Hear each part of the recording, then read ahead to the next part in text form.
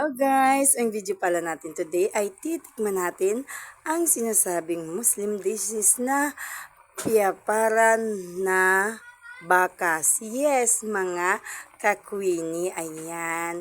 At ito lang mga kakwini dahil luto na, magsasandok na ako at kakain na tayo mga kakwini.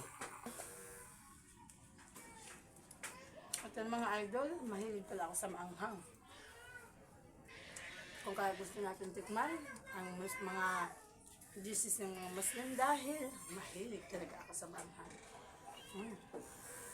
At ito nga mga idol, tingnan niyo naman mga idol, no? Yung tinatawag nilang bakas or tawag dito, tuna. Another sili mga ka-idol.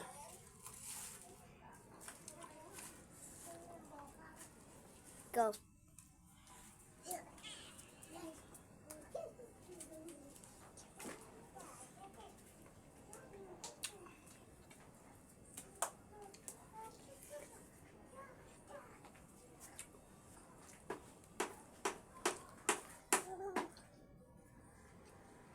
Sige minutes na.